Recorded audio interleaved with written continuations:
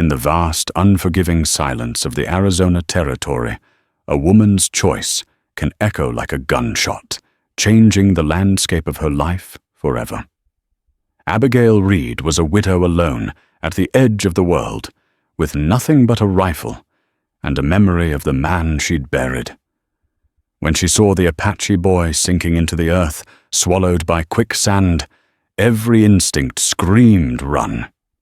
Helping him could mean a war party at her door. Leaving him meant sacrificing the last piece of her own soul. She made her choice, pulling the boy from a muddy grave. But what came to her door 3 days later wasn't what she feared. It was something far more complicated and infinitely more dangerous.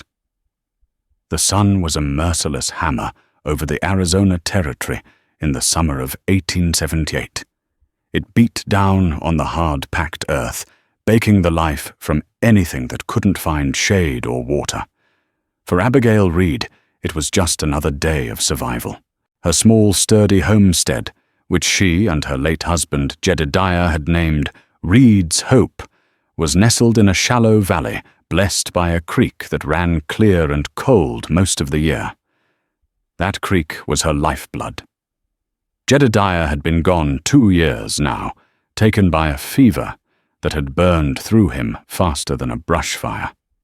Since then, Abigail had learned the hard language of solitude. Her hands, once soft, were now calloused and capable.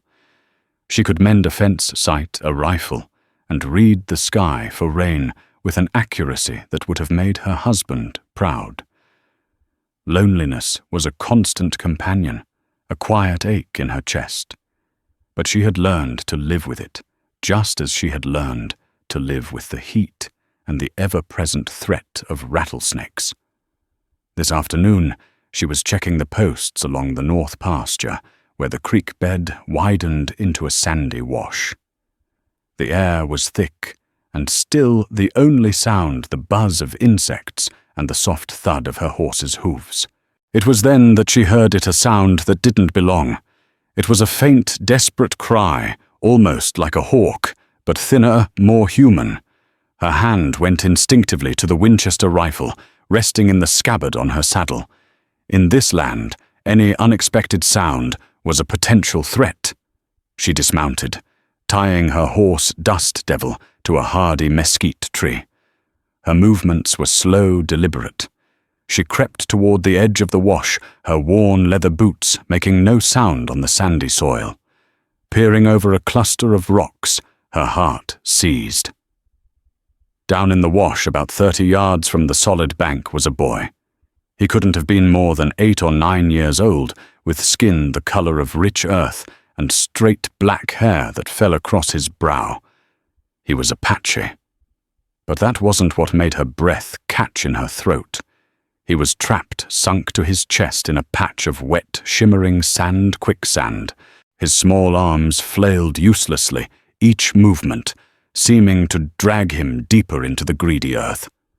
Every cautionary tale Jedediah had ever told her, every whispered fear from the folks in the nearest settlement of Dusty Salvation, screamed at her to turn back.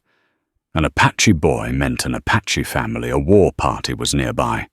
Interfering was an invitation to a world of trouble she couldn't handle alone. They were a people who had been pushed, prodded, and betrayed, and their trust in white settlers was a currency that had long since been devalued to nothing. To them she was an intruder, a trespasser on their ancestral lands. She could get on Dust Devil and ride away. No one would ever know. The desert would claim another secret. But as she watched the boy's struggles weaken his cries, turning into whimpers of terror, she saw not an Apache, not a threat, but a child. A terrified child facing a lonely, horrifying death. In his dark, frightened eyes, she saw the universal fear of being consumed, of being forgotten. It was a fear she knew all too well. Damn it all, she muttered to the uncaring sky. Her soul wouldn't bear the weight of this cowardice. Thinking fast, she scanned her surroundings. Her rope! It was on her saddle, but she needed something to anchor it to and something for him to hold on to. A dead, sun-bleached cottonwood branch lay nearby, long and sturdy. It would have to do. She scrambled back to her horse, her mind racing. She uncoiled the lariat, her fingers working with practiced speed. She dragged the heavy branch to the edge of the wash, positioning it as an anchor. "Hey, boy," she called out, her voice steadier than she felt. "Don't struggle, stay still." The boy froze, his wide eyes locking onto hers. They were filled with a terror, now mixed with suspicion. He didn't understand her words, but he understood the tone. Abigail tied one end of the rope around the middle of the branch, using it as a crude dead man anchor, buried shallowly in the firmer sand. She took the other end and began cautiously making her way along the edge of the quicksand patch, trying to get as close as she dared. The ground beneath her feet felt treacherously soft. "I'm going to throw you the rope," she said, speaking slowly, as if he could understand. "You grab it. You hear me, grab it tight." She swung the lariat once, twice, and let it fly. It landed just short, splashing into the muck. The boy stared at it, then back at her, his face a mask of confusion and fear. "All right, Abigail, get a hold of yourself," she chided under her breath. She pulled the rope back, the wet sand making it heavy and slick. She coiled it again, took a deep breath, and threw with all her might. This time the loop landed perfectly right over his head and shoulders. She shouted using hand gestures, "Put it under your arms, under your arms." He seemed to understand. With slow, careful movements, he worked the rope down under his armpits. Abigail ran back to the branch, pulled the rope taut, and braced herself. "Okay, son." On 3, she grunted, though the count was, for her, benefit alone. 1, 2, 3. She heaved, digging her heels into the ground, her muscles screaming in protest. The suction of the quicksand was immense, a powerful, greedy force. For a heart-stopping moment, nothing happened. Then, with a sickening slurp, the boy moved an inch. It was torturous work. Pull brace, gain a few inches, then repeat. Sweat stung her eyes and her lungs burned. The boy, understanding now, tried to help pulling himself along the rope. Finally, after what felt like an eternity, his legs came free. He was covered in a thick grey cocoon of mud, but he was out. He lay on the firmer sand, exhausted and trembling, gasping for air. Abigail collapsed, her own body shaking with adrenaline and exertion. She lay there for a long moment, the merciless sun beating down on them both. She had done it. She had saved him. And now the true danger could begin. She pushed herself to her feet and cautiously approached the boy. He flinched, scrambling backward, until his back hit a rock. The fear in his eyes was a raw, primal thing. She held up her empty hands, her heart pounding a frantic rhythm against her ribs. What in God's name had she just done? The boy's fear was a wall between them, thick and impenetrable. Abigail knew that any sudden move, any gesture he might misinterpret, could send him fleeing into the desert, where his chances of survival, weakened as he was, were slim. "It's all right," she said softly, her voice a low murmur. "I'm not going to hurt you."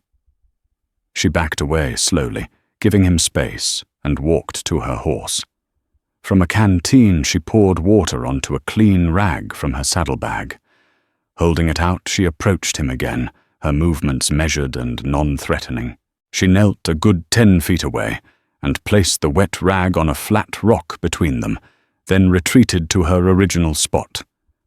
For a long minute, he just watched her, his small chest rising and falling rapidly.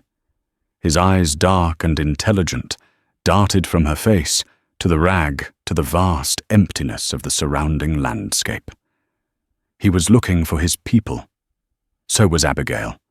Every rustle of the wind in the sagebrush, every shadow that danced on the canyon walls, sent a fresh jolt of anxiety through her. Finally driven by thirst and exhaustion, the boy crept forward. He snatched the rag and quickly retreated to his spot where he squeezed the precious drops of water into his mouth. He then began the slow process of wiping the caked drying mud from his face and arms. Abigail knew she couldn't leave him here. He was shoeless, and the journey had clearly taken its toll, even before the quicksand. She gestured toward her horse, then to the homestead, a thin ribbon of smoke from its chimney barely visible in the distance. "Come on," she urged gently. "You need water. Food." He stared, uncomprehending. She tried again, pantomiming, drinking from a cup and eating. A flicker of understanding crossed his face, but the suspicion remained. He would not move. Resigned, Abigail walked to Dust Devil and swung herself into the saddle. She couldn't force him. She would ride a little ways and see if he followed. She nudged her horse into a slow walk, not looking back, though every nerve ending screamed at her to do so. After about 50 yards, she risked a glance over her shoulder. He was on his feet, a small, solitary figure watching her. Then, hesitantly, he began to follow, keeping a significant distance between them.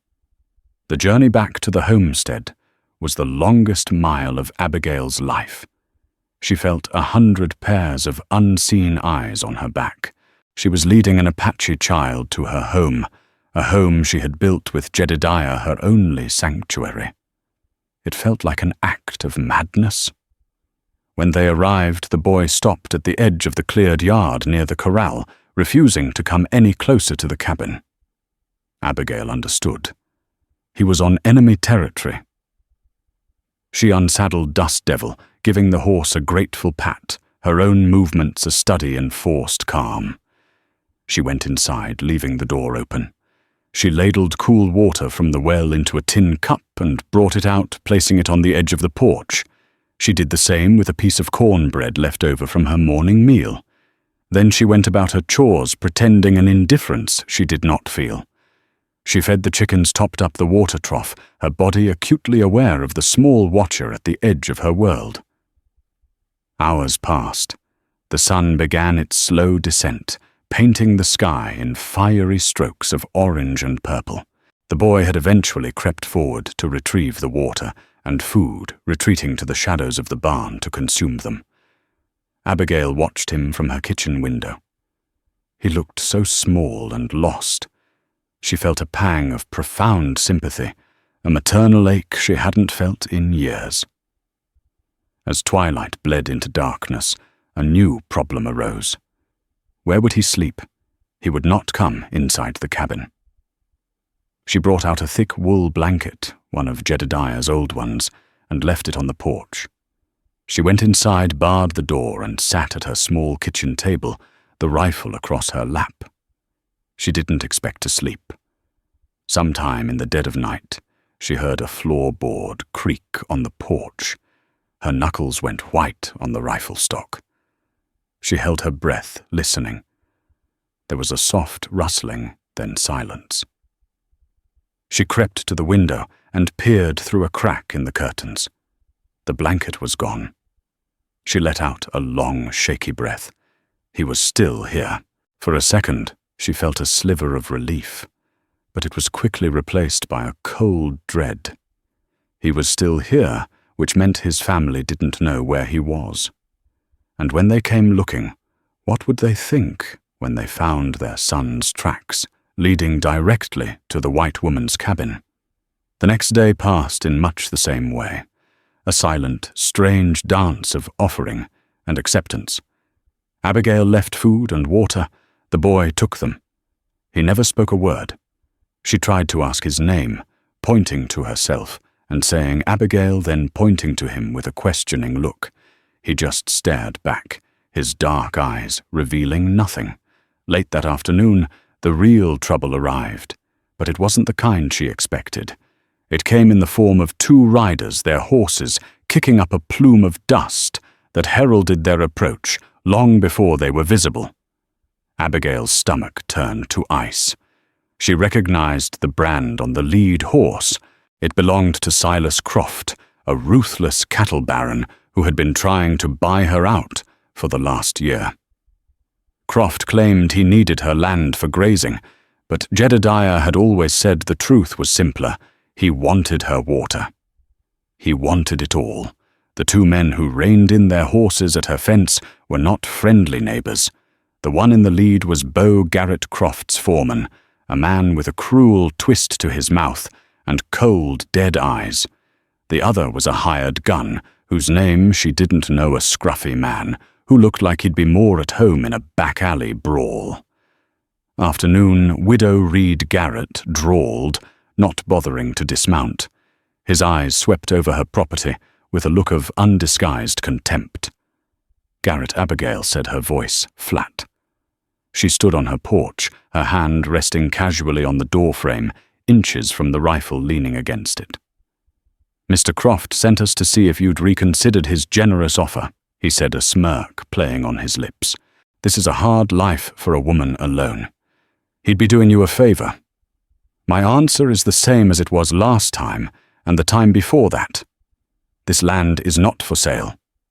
Garrett's smirk vanished. "That's a shame. A real shame. Things have a way of happening out here. Fences get cut, wells get fouled. A lone woman might find herself in a peck of trouble." It was a thinly veiled threat, and it made Abigail's blood run cold. "Are you threatening me, Garrett?" He just chuckled, a low, nasty sound. "Just stating facts, ma'am. This land is too good for one grieving widow and a handful of scrawny chickens. You're sitting on the best water source in this valley, and Mr. Croft is a man who gets what he wants." His eyes suddenly narrowed, looking past her toward the barn.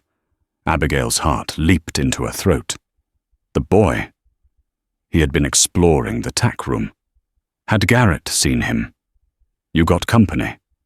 Garrett asked, his eyes suddenly sharp with interest. "My business is my own," Abigail said, moving to block his view. Garrett's gaze lingered for a moment longer, then he shrugged. "Have it your way. But you think on what I said. Mr. Croft's patience is wearing thin." He wheeled his horse around his partner, following suit. They galloped away, leaving a cloud of dust and a heavy sense of menace in the air.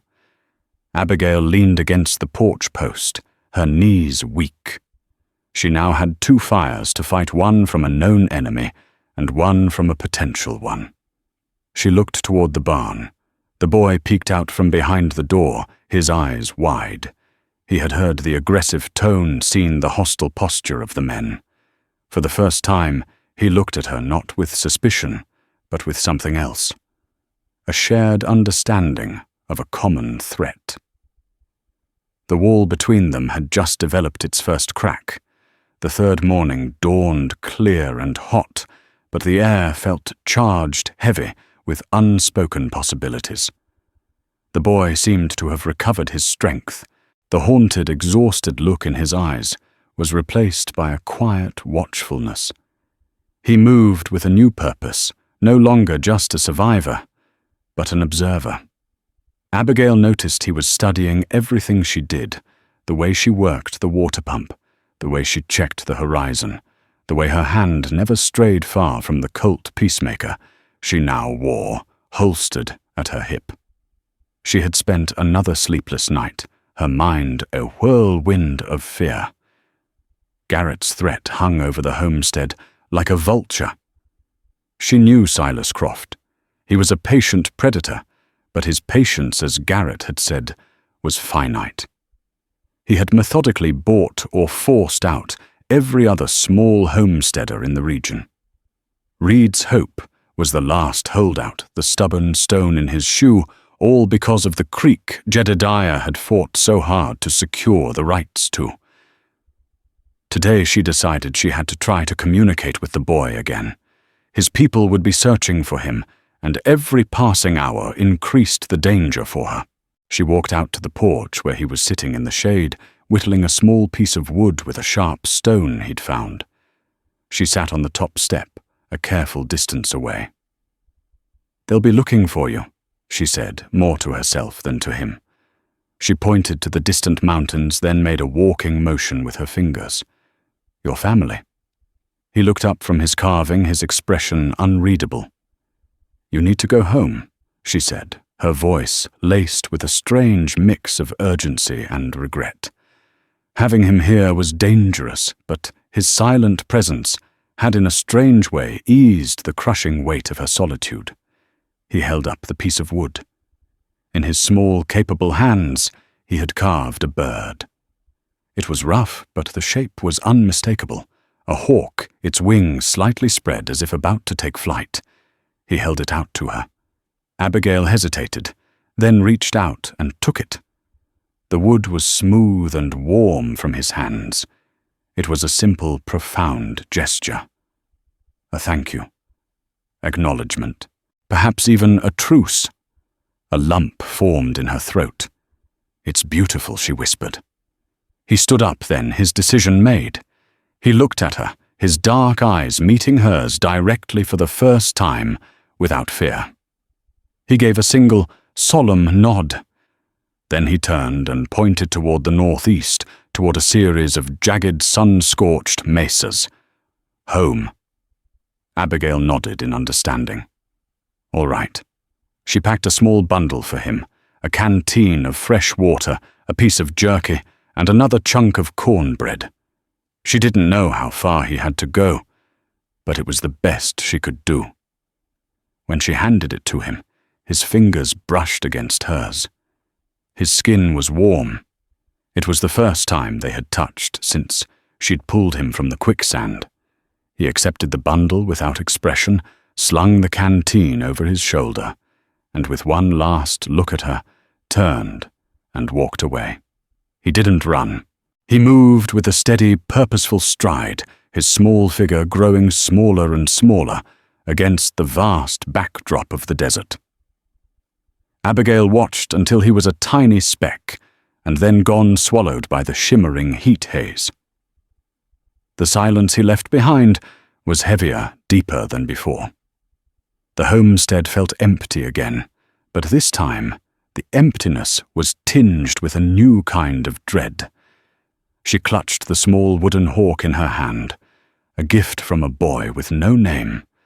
She knew what his return to his people meant. Soon they would know his story. They would know that a white woman had found him. They would know where she lived. Would they understand it as a rescue or an abduction? Would they see her actions as kindness or as some kind of trap? The Apache had been given little reason to trust the word or deeds of her people.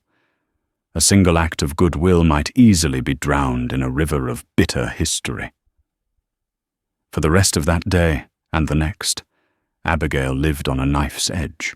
She did her chores mechanically, her eyes constantly scanning the horizon, her ears straining for the sound of approaching horses. She expected to see a plume of dust from 2 directions now. From the west, where Silas Croft's ranch lay, or from the northeast, where the boy had disappeared. She didn't know which she feared more, the cold, calculated greed of Beau Garrett, or the righteous, unknown fury of an Apache war party.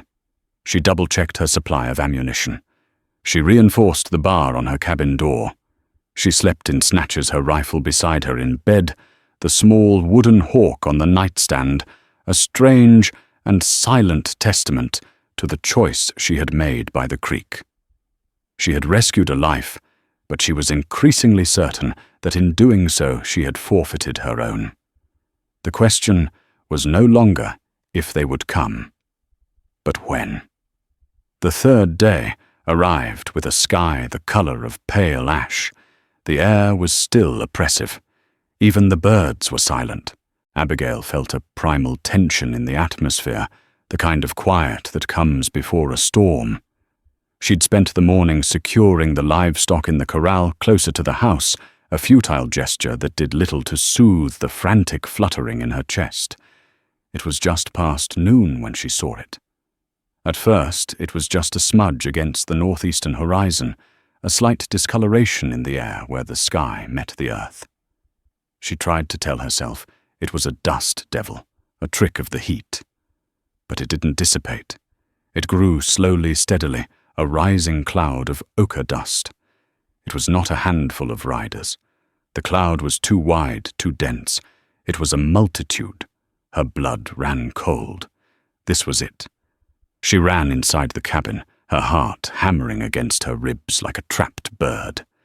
She slammed the heavy bar across the door, her hands trembling so badly it took 2 tries. She checked the loads in her Winchester and her Colt. Her mind a frantic blur. What was the plan? There was no plan. She was one woman in a wooden cabin against a tribe. She raced from window to window, peering out at the approaching phenomenon.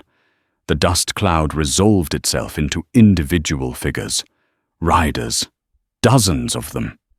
They moved not with the chaotic haste of a raiding party, but with a slow, deliberate, almost ceremonial pace.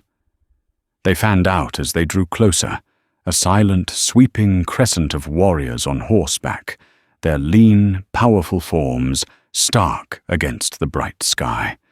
They were a force of nature, an extension of the harsh, unforgiving land itself. They stopped just beyond the line of her fence, a silent, intimidating semicircle that effectively cut her off from the rest of the world. Abigail's small homestead, her bastion of hope, suddenly felt like a flimsy, insignificant trap. There were at least 50 warriors, their faces grim and unreadable, their long hair adorned with feathers, their bodies painted for purposes she could not guess. They were armed with a mix of bows, lances, and rifles. They just sat on their horses watching the cabin. The silence was absolute, profound, and more terrifying than any war cry.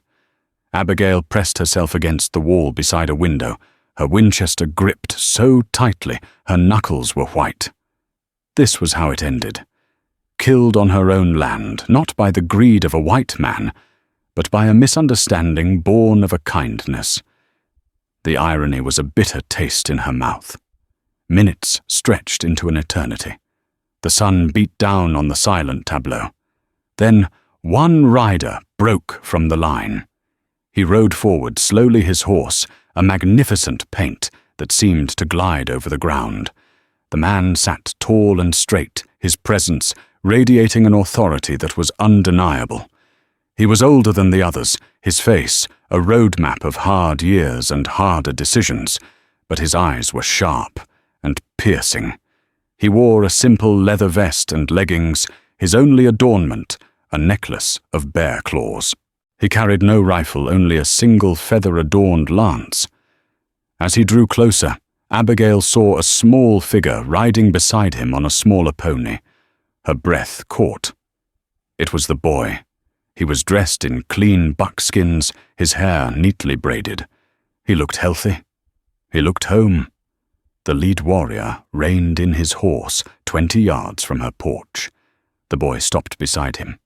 The warrior's gaze swept over the cabin, the barn, the well-tended garden, before finally settling on the window, where he must have known she was hiding. Abigail knew she had a choice. She could stay inside a coward in her wooden box and wait for them to burn her out. Or she could face them. She could die on her feet. Taking a deep, shuddering breath, she leaned her rifle against the wall, unbarred the door, and stepped out onto the porch. She stood there unarmed, her hands held loosely at her sides, squinting into the brutal sun. The warrior watched her, his expression unchanging. For a long moment the world seemed to hold its breath. Abigail's heart pounded, a deafening rhythm in her ears. Then the warrior spoke.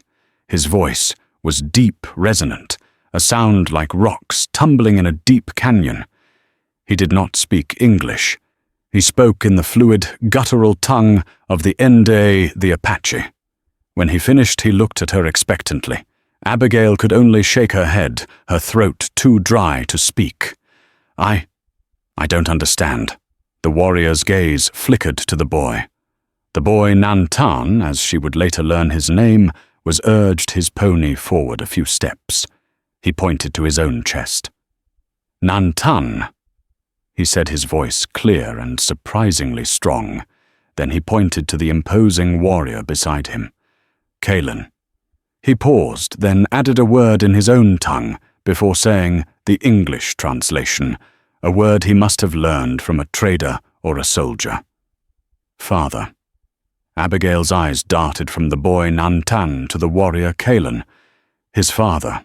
This was the man whose son she had saved, the leader of this terrifying force. Kalen dismounted. He moved with a warrior's grace, each step deliberate. He handed his reins to Nantan and walked toward her. Abigail stood her ground, though every instinct told her to run. He stopped at the foot of her porch steps, looking up at her. His eyes, she saw now, were not filled with hate. They were filled with a piercing intelligence and something else she couldn't quite decipher. Gratitude, scrutiny. He raised a hand, not in threat, but in a gesture for her to wait. He turned and called out an order to his men. One of the warriors dismounted and brought forward a gift, the carcass of a freshly killed young deer, which he laid respectfully on the ground. Another brought a beautifully woven blanket, its geometric patterns a stunning work of art. Kalen turned back to her. He pointed at the deer, then at the blanket. Then he pointed at Nantan. Finally his gaze met hers, and he placed his closed fist over his heart. The gesture needed no translation. It was a thank you, profound and solemn. A wave of relief so powerful it almost buckled her knees washed over Abigail. They weren't here for revenge. They were here to honor a debt. But just as the relief began to settle in, Kalen's expression shifted. The look of solemn gratitude was replaced by something harder, more urgent.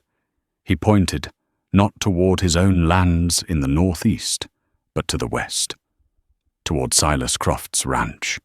He spoke again, his tone changing, becoming sharp, angry.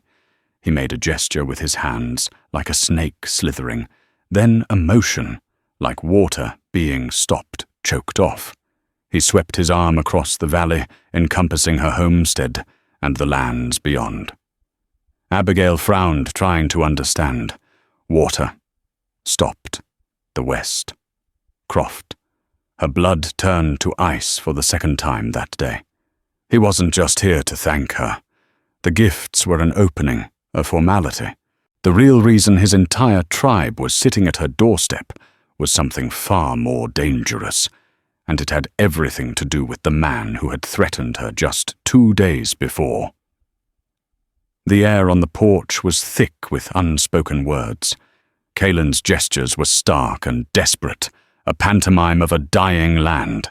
He scooped up a handful of dust from her yard, letting it trickle through his fingers, his expression grim. He pointed to her creek, the clear water still gurgling softly over the stones, then gestured upstream to the west, and made a blocking motion with his hands, followed by a throat-cutting sign. The meaning crashed down on Abigail with the force of a physical blow. Silas Croft. It wasn't just her small plot of land he was after. He was damming the creek. That creek was the lifeblood, not just of Reed's hope, but of everything downstream. For her, it was the difference between survival and ruin. For Kalen's people who relied on the seasonal waters that fed their hunting grounds and hidden encampments further down the valley, it was a sentence of death. Croft wasn't just stealing water. He was waging a silent, merciless war. Abigail finally understood the full scope of his greed. By damming the creek on the vast tracts of land he controlled upstream, he would starve her out, forcing her to sell for pennies on the dollar. And in doing so, he would also turn the ancestral Apache lands into a barren wasteland, driving them out of the territory for good. It was a brutally efficient plan. She looked from Kalen's hard, determined face To the 50 warriors sitting silently on their horses, their presence no longer a threat, but a statement. They hadn't come here just to thank her. They had come because their search for Nantan had led them down the valley, where they had discovered Croft's construction, the raw earth torn apart, the timbers being laid for a dam. They had found the source of their slow-dying land. And then they had found their son's tracks leading to the one other person standing in Croft's way, the white woman at Reed's Hope. Kaelin spoke again, his voice low and urgent. Though she didn't know the words, the intent was clear. He was proposing something, an alliance. He pointed to her, then to himself, and then he drew a line in the dirt between them. He then stabbed his finger toward the west, toward the source of their shared problem. You and I against him. The idea was insane. An alliance with the Apache, the people she'd been taught to fear, the people who had every reason to despise her and everything she represented. The settlers in Salvation would call it treason. The army would call her a renegade. If she did this, she would be utterly alone, an outcast from her own world. But what was her alternative to refuse to face Croft and his hired guns by herself? She knew how that story ended. A mysterious fire in the night, a stray bullet during a hunting accident. Her deed would end up in Croft's hands one way or another. He had left her no choice. She looked at Nantan, who was watching her with an intense, hopeful expression. She looked at the wooden hawk she had placed on her porch rail, a small, tangible piece of the bridge that had been built between her and this boy. She had pulled him from the earth that was now being threatened. Their fates were intertwined. Abigail took a deep breath, the dry, dusty air filling her lungs. She was no fool. This alliance was born of desperation, not friendship. To Kaelin, she was a tool, a means to an end, an ally of convenience who happened to live in a useful, defensible position. But perhaps she thought that was how all true alliances began, not with grand words, but with a common enemy and the shared will to survive. She met Kaelin's gaze, her own resolve hardening. She gave a single sharp nod. Yes. A murmur went through the assembled warriors as they saw her agreement. Kaelin's stoic expression did not change, but she saw a flicker of something in his eyes. Respect. He had gambled, and it had paid off. He issued a series of commands. The Apaches dismounted, moving with quiet, disciplined efficiency. They were not a chaotic mob. They were a seasoned military unit.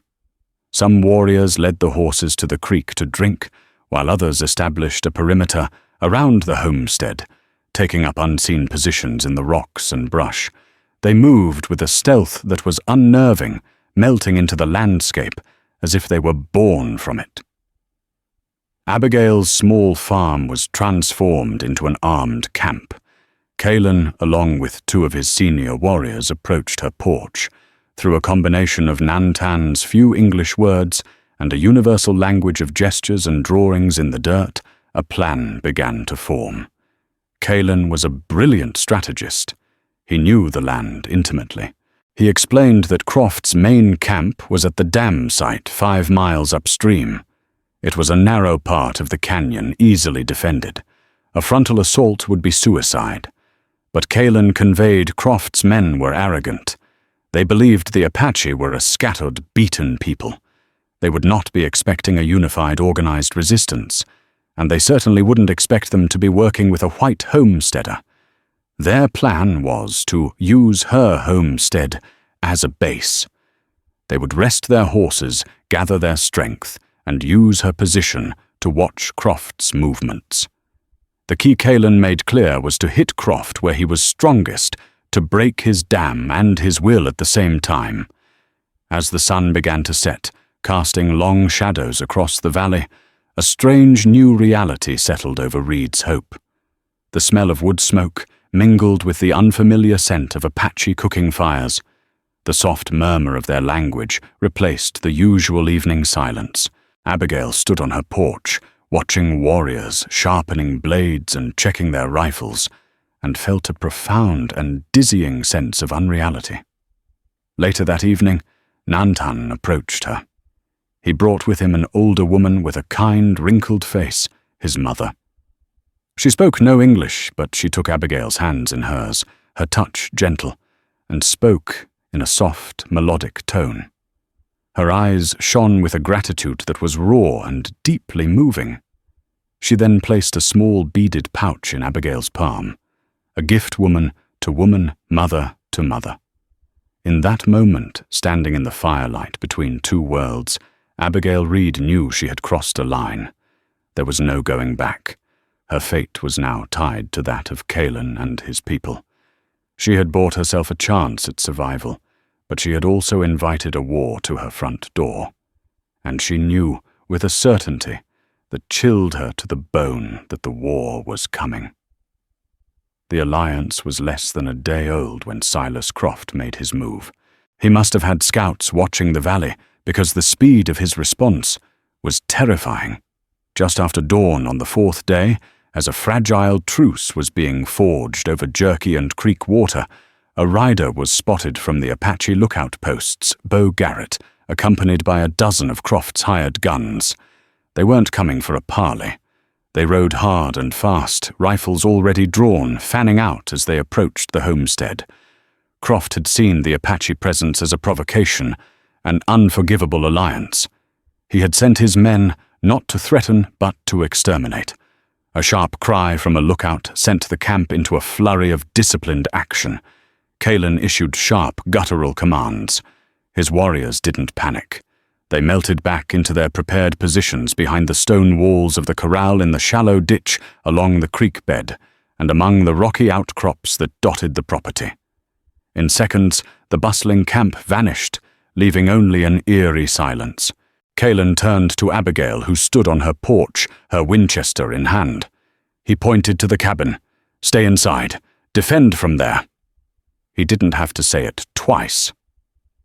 She ran inside, securing the door and moving to the window that faced the onslaught. Nantan and his mother were hurried into the small root cellar beneath the cabin floorboards, the safest place on the property. The first shots erupted like a string of firecrackers. Garrett's men charged forward, whooping and firing from the saddle, expecting to ride down a disorganized camp of savages. Instead, they were met with a disciplined volley of fire that seemed to come from the very rocks and earth. Two of Croft's men were knocked from their saddles before they were halfway across the pasture. The charge faltered, the riders thrown into confusion, searching for targets that weren't there. Abigail rested her rifle on the windowsill, took a deep breath to steady her hands, and drew a bead on a rider trying to take cover behind the water trough. Jedediah had taught her to shoot, to squeeze the trigger gently, not to jerk it. The rifle bucked against her shoulder. The man cried out, clutching his arm as his horse bolted. The battle for Reed's hope had begun. It was a chaotic, terrifying symphony of violence. Gunshots echoed off the valley walls, mingling with the shouts of men and the panicked neighing of horses. Bullets thudded into the log walls of her cabin, sending splinters flying. One smashed through the window pane, showering her with glass. She ducked her heart pounding, then cautiously raised her head to fire again. She fought with a cold, focused fury. This was her home. These men led by Garrett were the physical manifestation of the greed that sought to destroy everything she had. She wasn't just fighting for her life. She was fighting for Jedediah's memory, for the hope they had poured into this unforgiving soil. Through the smoke and chaos, she could see Callan. He moved like a phantom, directing his warriors with hand signals, a bow in his hand and a quiver on his back. He was a master of this kind of fighting. His men would fire from one position, then crawl unseen to another, creating the illusion of a much larger force. They were patient, deadly, and utterly in their element. Garrett, realizing his initial charge had been a disastrous miscalculation, ordered his men to dismount and take cover. The battle devolved into a brutal siege. The sun climbed higher, beating down on the combatants. The air grew thick with the acrid smell of gunpowder. Hours crawled by. Abigail lost track of time, her world shrinking to the view through her window, the feel of the warm rifle stock against her cheek, the rhythmic cycle of aiming, firing, and reloading. She saw one of Kalen's warriors go down, struck in the leg, and 2 others drag him back to the relative safety of the creek bed. The sight solidified her resolve.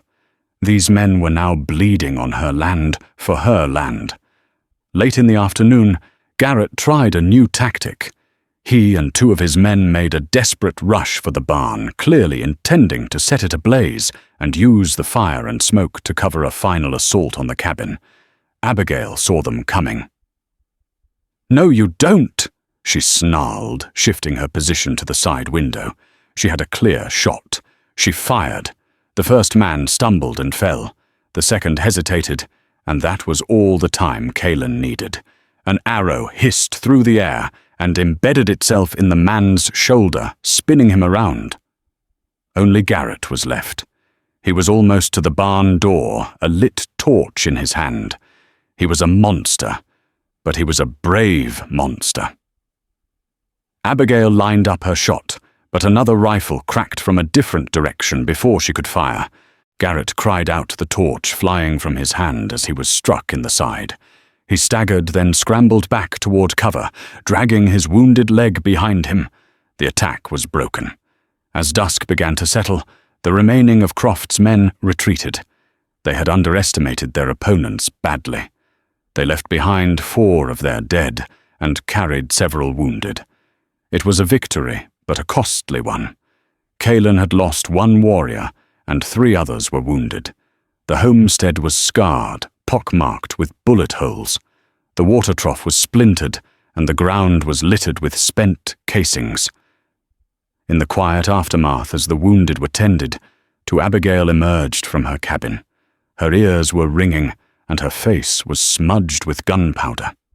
She looked at Kalen, who was standing over the body of his fallen warrior, his face a mask of grim sorrow.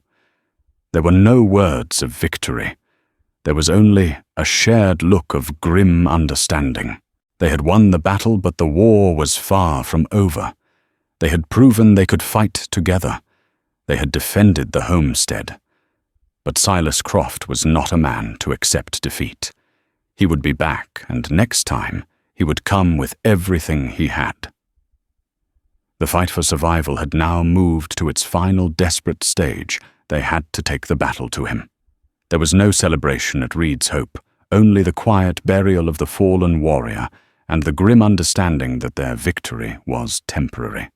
Silas Croft would return with overwhelming force. In the flickering firelight, Kalen laid out an audacious plan. He would lead his warriors on a treacherous high route to attack the dam from the cliffs behind it. The mission fell to Abigail and a handful of his best marksmen to create a diversion, drawing the enemy's attention from a ridge overlooking the main canyon trail. She was to be the bait. An hour before dawn, they rode out. Abigail's Apache companions led her up the rocky ridge, positioning her in the pre-dawn gloom.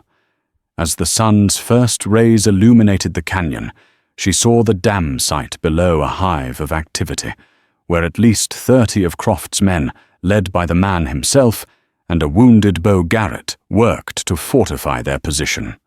The creek was choked off its water, forming a dead, muddy pool. The Apache began the diversion with war cries that echoed from the valley floor. As Garrett sent a large force to investigate, Abigail took aim. Her first shot kicked up dust at Garrett's feet, sowing immediate confusion. Her next shattered a lantern, and chaos erupted as her companions added their fire. The shots came from an impossible distance, pinning the men down. As confusion reigned below, Kalen's warriors descended the cliffs like ghosts. They fell upon the dam's few remaining guards with silent, deadly efficiency. Realizing they'd been tricked, Croft's men turned back, but it was too late.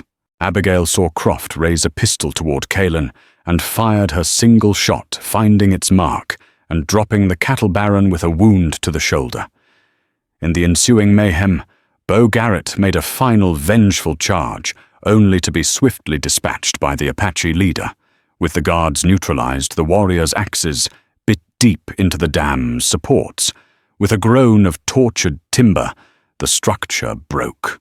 Water surged forward with a triumphant roar, a torrent of life, washing away the remnants of Croft's greed. The creek was free. Later, Kaelin met her at the base of the ridge. His men had secured the site and taken Croft prisoner. He faced Abigail, looked at the liberated water, and then back at her. Without a word, he placed his fist over his heart, a gesture of shared victory, of respect forged in blood and gunpowder. 3 days later, the Apache departed, melting back into the landscape. Nantan, riding beside his father, waved a final goodbye. Abigail stood on her scarred porch, watching them go. Her life was irrevocably changed, but as she listened to the sound of the running creek, a sound she thought she might never hear again, she felt a profound and resilient hope. Abigail and Kaelin's story reminds us that courage isn't the absence of fear, but the choice to act in spite of it. It's a testament to the fact that sometimes the greatest divides can be bridged by a single act of compassion, and the strongest alliances are forged not in boardrooms or with treaties, but in the shared dust and desperation of a common fight. The Old West was a land of conflict and survival, but it was also a place where honor, respect, and bravery could be found in the most unexpected of places, between the most unlikely of people. If this story of bravery survival and the unlikely bonds forged in the fires of the frontier moved you, please show your support. Hit that like button to let us know you enjoyed it. Share this video with someone who loves a powerful character-driven story, and most importantly, subscribe to our channel and ring the bell. We have many more tales from the untamed West to share, and we don't want you to miss a single one. Thank you for listening.